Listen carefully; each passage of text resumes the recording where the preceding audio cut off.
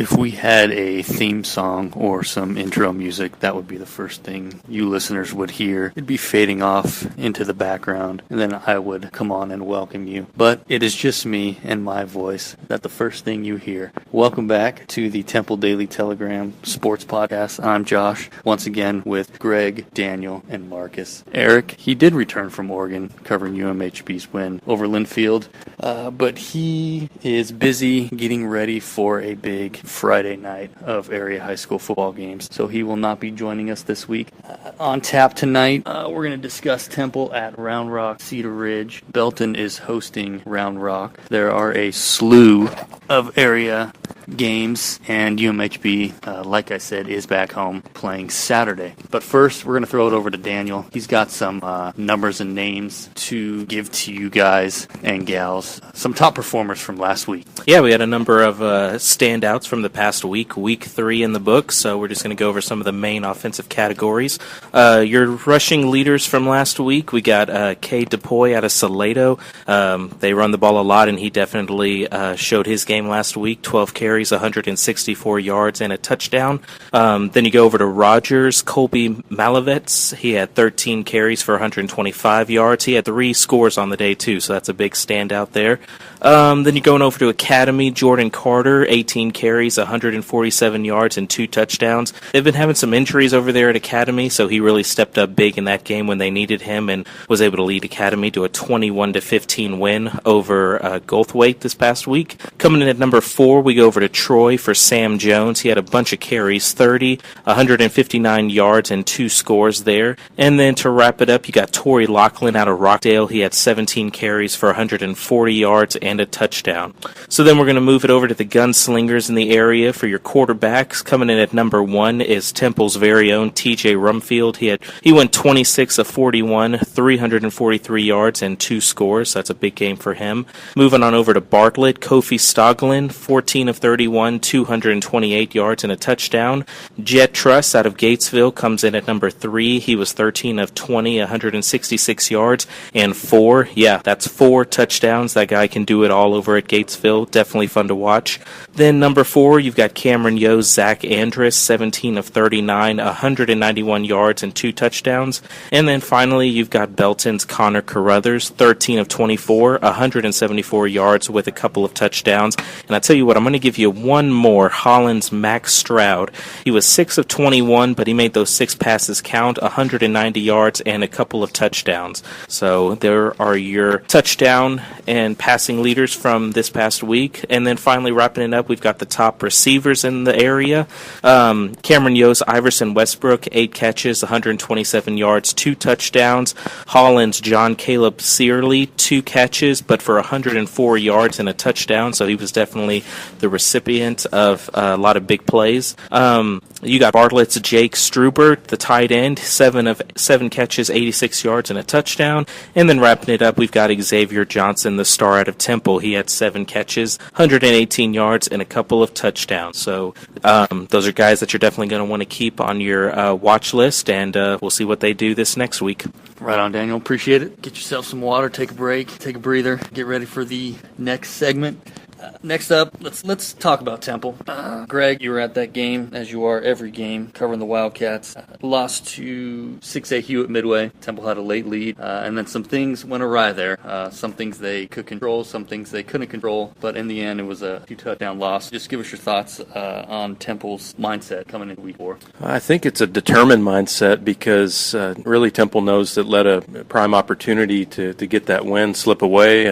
Midway's kind of been a nemesis for Temple over the last, half decade. They had lost 3 in a row, had a chance to at least kind of get on the board against Midway and, led by a point with 4 minutes left and, appeared to have the Midway quarterback stopped on a 4th down run. It looked like he was, a half yard short roughly, but definitely short of the line to gain. Midway got a very fortunate spot and took advantage of another questionable call on a penalty and then got the go-ahead score. And then, Temple had a shot to, drive the field field for the winning score of its own, but threw an interception deep in its own territory. Midway ended up tacking on a score to win by 12. So Temple was very frustrated after that game. It was just, to the first 44 minutes of the game were pretty much dead even, and the last 4 minutes were dominated by Midway. And, hey, they got some good calls from the officials, but they took advantage of it too, which a good team will do. And I know Temple coach Scott Stewart was not real pleased with maybe his team's emotional maturity in dealing with the bad calls. I think he thought they were so jacked up to get that turnover on downs that when the bad spot occurred, they didn't handle it real well. They didn't get back on the horse, so to speak. And Midway kind of showed maybe some veteran maturity and eked out the win. But I think you'll see a determined Temple team down at Cedar Ridge. I mean, this is a team that Temple really should have a double dose of motivation coming off of a tough loss and now playing a team that Temple lost to by 2 touchdowns at home last year. Now Cedar Ridge last year I think was really a juggernaut. I mean, they won their first 11 games, had really everything that you're looking for in a good team last year. They don't seem to be quite as dominant this year. They are 2-1. They're a good team. They lost by 15 to Midway. Temple lost by 12. So you've got a common opponent right there. Cedar Ridge coming off a 41-6 win over Colleen Shoemaker, but they only led Shoemaker 7-6 at the half before dominating in the second half. So Cedar Ridge has a new coach, Sam Robinson, kind of a similar situation to Scott Stewart being promoted last year at Temple from defensive coordinator. Sam Robinson followed Sean Bell, who was only at Cedar Ridge for 1 year. Then he got an assistant coaching job at Baylor. Sam Robinson gets promoted from DC to head coach, so he's a first-time head coach like Stewart was last year at Temple. New quarterback for Cedar Ridge and Ezekiel Koss. Their calling card really is a powerful running game, stout defense, and they do have a speedy receiver, Jalen Ellis, who's committed to Baylor as a junior. So I know Scott Stewart's worried about containing his speed and just the physicality of Cedar Ridge. They're a smash-mouth team on both sides, and that's okay with Temple because I think Temple likes that, but it's on the road. It's a challenge for Temple for sure. Yeah, you mean physicality and speed. I mean, those are two things that Temple seems to always have. So that matchup, that'll be a good matchup, those two areas for sure. I think taking care of the ball might be another thing that Temple's going to really have to do. I think you're right about that because, TJ Rumfield, the first-year starting quarterback, he is a senior, and he's, in one way, he's a very experienced guy because he's been a 3-year starter in baseball. So he's not new to the varsity competition, but he's a first-year starting quarterback and basically missed a whole year of football after breaking his leg last year. So I think he's still learning, especially when you face really good defenses like Midway. And he's had a little bit of the interception bug, and he's lost a couple of key fumbles. But as far as just outright production, I mean, he's up around 900 yards, 9 touchdowns, 6 of those to Xavier Johnson. And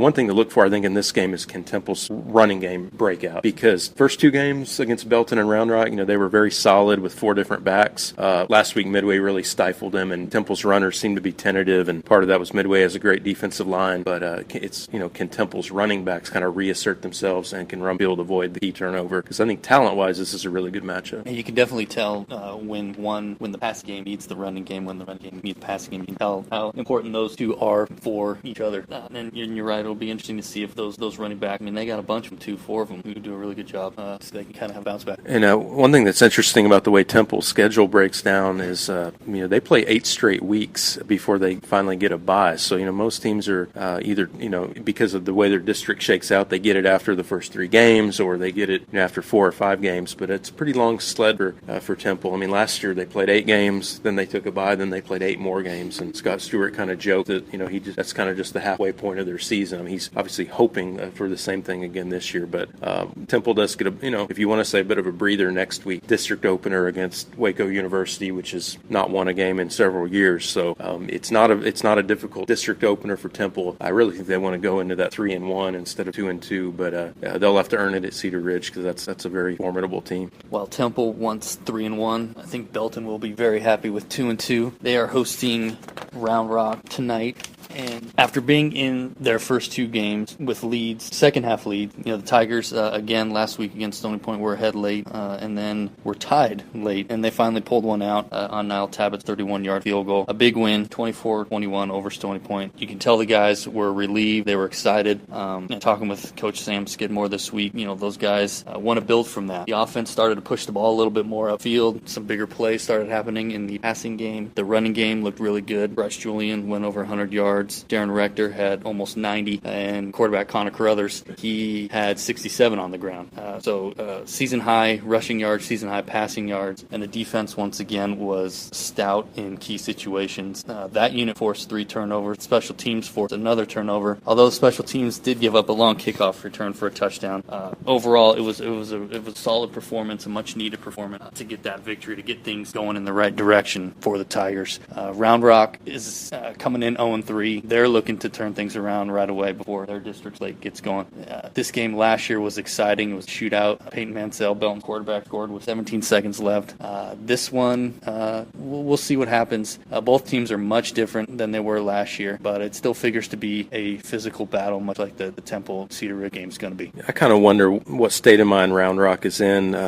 Opened the year with 2 straight home losses to Schertz Clemens, and really a one-sided victory for Temple a couple weeks ago. And that game was 28-0 after the first quarter, and Temple almost could have named its score at times in that game. And then Round Rock goes on the road last week and really gets pounded at Smithson Valley 50-10. So you wonder, Round Rock, there's not a lot to build on right now as far as confidence. You wonder if team morale. Jeff Cheatham, the former Salado coach, he's a good coach. He coached him to 14 games last year, so it's a winning program, but at the moment it's not a winning team. So Belton might be catching these guys either at the right time or the wrong time, right, potentially, because a team that has a pedigree like that usually doesn't play bad forever. But if Belton's going to catch these guys at the right time, it seems like it's right now. Sure. I think Round Rock has a sophomore quarterback starting. This will be a second game. They had another guy in there for the first 2 games. But Coach Skidmore, he's making sure his players are going into this one as if Round Rock was 3-0 instead of 0-3. You cannot look at a record and dictate the way you play based on that. Belton's going to they're not in a position to come out underestimating anybody at this point. They're still trying to get into a groove and kind of find themselves as the season rolls along. So I don't think Belton's going to take Round Rock lightly at all tonight.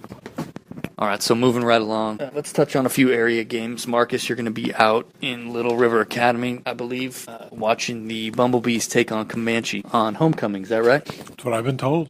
I guess that's where I'll be. And honestly, I don't know what to make of this game yet. I think we're still kind of curious where Academy's at. Like Daniel had mentioned in the going over the leaders, they did have some injuries and they've had some players step up. And we'll have to see where they're at health-wise this week. Even if their guys are healthy, how much they're going to play, how much they want to risk. And I think when we were, as a staff, kind of looking at this game earlier, I think most of us don't know how this one's going to go. We don't know too much about any of the teams out in Big Country, Comanche being one of them. And with Academy, we're still kind of curious what's going on there. Comanche had 2 huge wins over the season, a 55-0 win over Ballinger, 38-0 win over Coleman, then a 1-point loss to Cisco last week. That being said, those 2 teams that they flew out don't have the greatest record either and aren't really showing much. Academy, that was a good game, good win for them last week. And how they come back this week, it's going to be 2 teams that like to run the ball. Comanche's going to focus their running backs. Colton Roberts has 370 yards, 5 touchdowns on the year. And when they do throw the ball, it's pretty much to one guy, Trevor Higginbotham, who has 122 yards receiving this year. But they're pretty much going to run the ball. They're one of those teams that it's not really like a wing or slot team, but they do get up to the line and just snap the ball and go pretty quick. And so Academy's going to have to be on their toes for most of the game. Maybe watch for that. But me personally, I think Academy's got a good chance to win their homecoming game tonight, and we'll just kind of see how it goes. Other than that, I'm just kind of looking forward to seeing what these 2 teams bring to the table. Seeing if Academy, who by the way is the district, has the best record in District 10-3A right now, and I think none of us saw that coming at this point. Some of those teams in that district, they play tough schedules to start out. And that being said, though, you like to play a tough schedule, but you like to win the games on the tough schedule because anybody can go out there and lose to a good team. It's how you fare and can beat a good team. And Academy, they've had some decent games, and if they can just keep that momentum going and right in district as the best team in district, I think the first week we were here, Greg talked about their coach saying they have a legitimate chance for 4th place. Right now, hey, they're looking like they could actually make a good run for the district title the way they're playing. Again, we'll have to maybe readjust that after we see what they do tonight. But that's really all I have about that game. You mentioned us perhaps not knowing that much about what's going on in the Big Country. I'm not really sure we know exactly what's happening even in our own backyard right now with some of these teams through 3 weeks. We know some things. We know Salado's going to run the ball and run it a lot. We know Cameron Yo's got a tough non-district schedule and they're trying to bounce back. We know a few things, but it's been sort of unpredictable. these first few weeks, as you can tell by our picks, if our readers pay attention to those. I mean, we're kind of all over the board there. But, and one example of kind of teams going one way, then going another way, Rogers started out the year scoring, 6 points in their opener?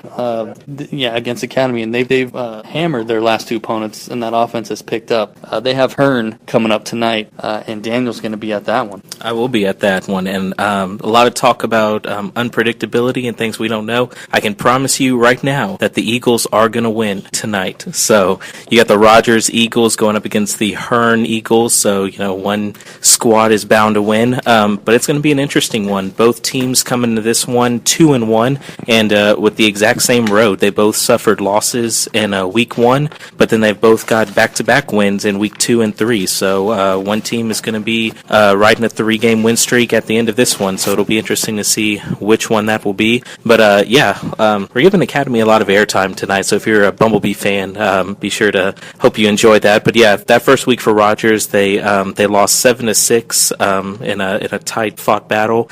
Week 2, they got the offense rolling in a 36-8 win over Boscoville. That one was their home opener, and then last week they won big again, 33-7 at Marlin. So for Rogers, the offense has been coming and allowing 8 and 7 points over the last 2 weeks. The defense has seemed to be there too. So it'll be interesting to see how both of those line up this tonight against Hearn. You've got Billy Riley. He leads Rogers rushing. He's got 46 carries for 256 yards, and then Colby Malovitz, like I mentioned earlier in the show, he had a huge game. On the season, he's got 196 yards. Well, 125 of those came last week. So he had 3 touchdowns to help the Rogers scoring machine keep on going. They like to run the ball a lot, and when quarterback Heath Schiller throws the ball, usually it's that one guy, Matthew Guzman. He had 3 catches for 72 yards and a score last week against Marlin. So he'll be the main target there on the receiving end. But, Hearn's really kind of turned it on too recently. They lost in that first week 33-28 to Centerville, and then in week 2 they barely squeezed by Trinity in a 22-21 win. And then last week they got the offense really rolling. They put up 50 against Snook, and they held them to 25 points. So I think it'll pretty much be whatever defense decides they want to come and play. Both of these teams over the past few weeks have proven that they can score the ball, but it's really going to come down to the nitty-gritty on the defensive end. So I think personally I've got Rogers in this one. That game being at home, this will be the third straight road game for Hearn. So after a while, those games kind of start to take a toll on you. You're kind of ready to get back to your own field. But I think if Rogers can keep their offense rolling, if Malovitz and Riley can get their touches and make use out of them, and ultimately if that defense can hold up, and we can see that defense that held Academy to 6 points, held Boscoville to 8 points, held Marlin to 7 points, if they can continue to play at that level that they have been, then I would take Rogers at home tonight. Yeah, and just one more thing on Rogers' defense. They're allowing just 212 yards per game. Yeah. And 7.3 points per game. That's pretty stout. I mean, that's got to be one of the best in the area. So definitely. All right, let's move along. Touch on one more game. Cameron Yo at Bay City. Greg? By the way, can we call that Rogers defense the Black Curtain? Sure. Okay. Sure. Heard it here first. Yeah, that's going to carry on. They had the black. 20 years ago, they had the Black Gun offense. That, led them to the state finals. This year, maybe the Black Curtain. One reference to the Black Curtain for the next 8 weeks. That's on you.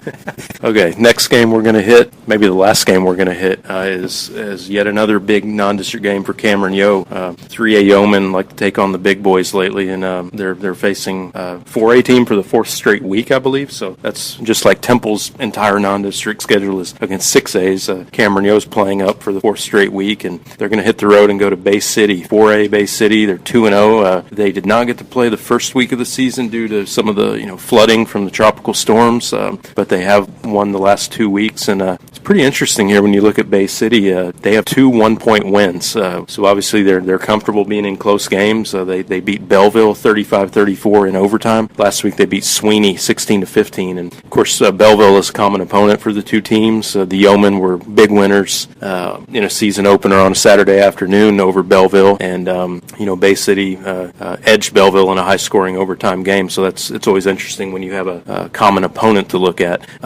Again, last year, very close game. Cameron was able to win 30-27 at home over Bay City. So these teams got a good look at each other last year, played a very tight game.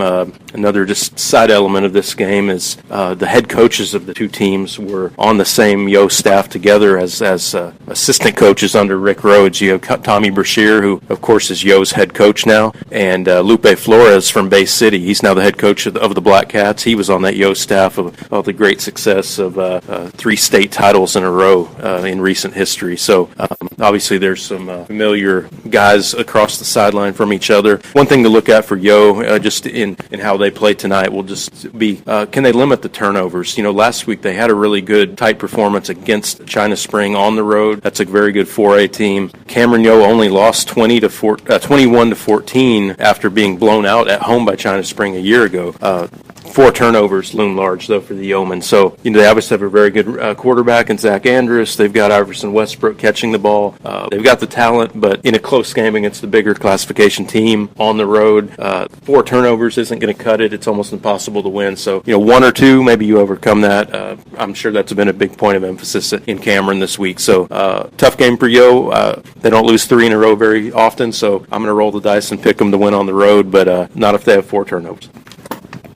For more on all of these games, pick up Friday's section of the Temple Daily Telegram. For results of all the games tonight, pick up Saturday's sports section. And pick up a sports section anytime you see one. Athlete of the Week every Friday. That's right, Athlete of the Week every Friday. We are at volleyball matches during the week. We have features, all sorts of good stuff. You can jump onto tdtnews.com as well. And if you haven't gotten enough football tonight, UMHB at home Saturday night at Crusader Stadium in Belton. Appreciate everyone listening once again, and we'll talk to you next week.